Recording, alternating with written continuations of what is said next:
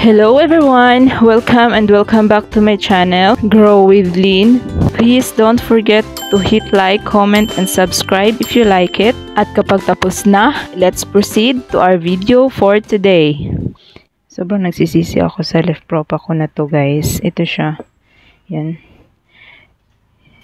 6 months na to sila at last month ko pa to balak na iripat.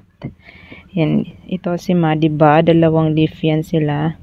Tapos yan, may baby yung isa, oh. Mas malaki yung isa.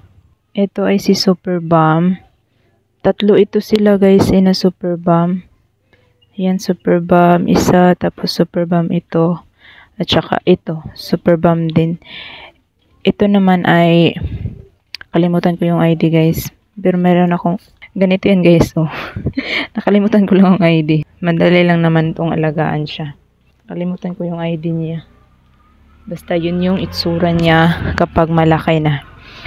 So, naabutan ako ng pagkarat na hindi ko man lang nairipat muna. Kaya, ito na lang. I-transfer ko na itong si Ma, diba? Para hindi na sila mabulok. Kasi baka may mangyari pang hindi maganda. Nakakapanghinayang. Maganda. Malaki na kasi sila, guys. Tingnan nyo yun. 1 inch. Mahigit na sila. Yan. So, ilipat ko na sila ngayon. Ang soil mix ay ganun pa rin. Rice hull at saka garden soil at compost. Kapag nakabili na ako ng vermicast guys, dadagdagan ko na lang to para magkaroon naman ng sustansya. Lalagyan ko lang ito ng pataba. Nutricoat at saka Furadan. Yan yung lagay natin. Advice ng asawa ko guys, mas maganda daw kung tunawin yung Furadan. Mas effective daw sabi niya. Kasi yun yung ginawa niya sa gulayan namin dati. Napakasyalo ng pot na to guys. Nilagyan ko ito ng Osmocote. Kaya sila tumaba. May nutrients silang nakukuha. Yan, tingnan nyo. Ang soil mix na nandito ay mayroong carbonized rice hull. Yan, tsaka pamis. Pamis nga. Tsaka mayroong perlite din yan konti. Tingnan nyo yung roots niya guys. Haba. Meron din itong vermicast, yung pinagtaniman ko dito sa kanila. Kaya lalagyan ko to ng vermicast kapag nakabili na ako.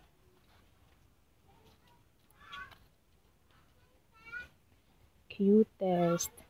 Ang bilis aglagaan ni Ma, diba? Diba yung iba dyan na nabulok na. Si Ma, diba na lang yung natirang matibay. Bulok sila guys kasi na ulanan. Napabayaan ko sa ulanan.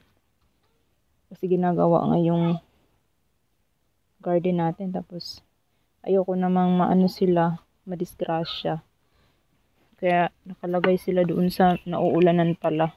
Inisip ko na iripat sa araw na ito. Tapos pagkatingin ko nung kinabukasan, gulat na lang ako, bulok na sila. Recycled pots lang ang ginamit ko sa kanila guys. Kasi may mga available ako na pots na maliliit. May DE powder pa pala ako. Lagyan ko na rin to. Yung isa hindi ko nalagyan. Yan mo na. Tingnan na lang natin kung may kaibahan ba sa growth nila.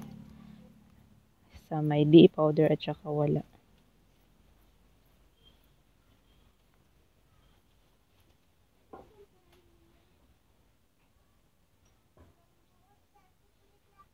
May dry leaves na sila.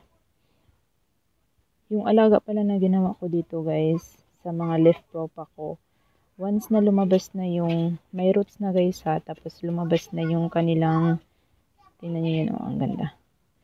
May roots na, tapos lumabas na yung pops. Nilagay ko na rin sila sa early morning sun. Nakalagay ito sila sa early morning sun, tapos dilig. Almost every day na dilig. Pasensya na kung may maingay na guys, sasakyan. Kasi uwian na ngayon. Yan, may naalis. Uwian na. Ang daming dumadaan na sasakyan. Dilig everyday para hindi sila ma-dry yung mga leaves. Titingnan ko lang kung may mapapakinabangan pa ba dito sa isang to.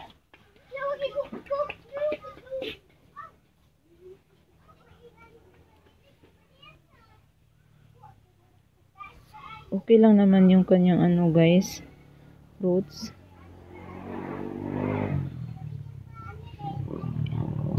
Try ko na ring iripat ito. Baka sakali mabuhay. Ito wala na talaga ito. Isang super bomb. Sayang yung super bomb guys. Excited pa naman ako na meron ako ng leaf propan na super bomb. Kasi wala pa akong leaf propan na super bomb. I mean, yung lumaki na ba? Kakatanim lang kasi yung ibang super bomb ko.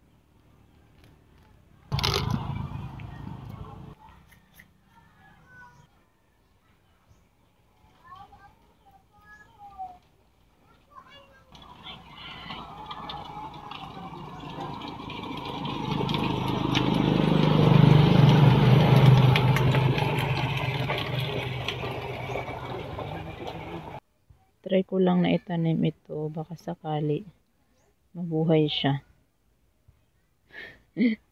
Cutest. Yan. After itanim, hindi ko ito ilalagay sa shaded area guys. Pwede yung bright light. Tsaka maalinsangan. Maalinsangan naman dito guys eh.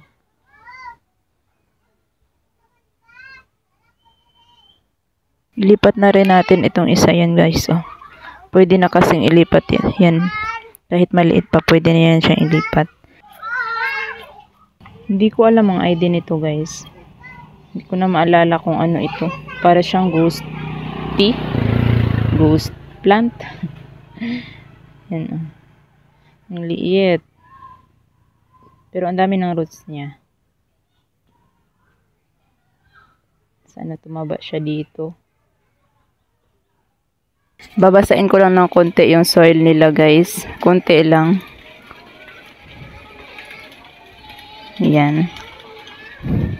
Para tapos na tayo. Tapos yung isa na ano, ito siya. Hindi ko muna didiligan. Kasi yung, tingnan nyo yung kanyang dahon. Oh. Daming tubig.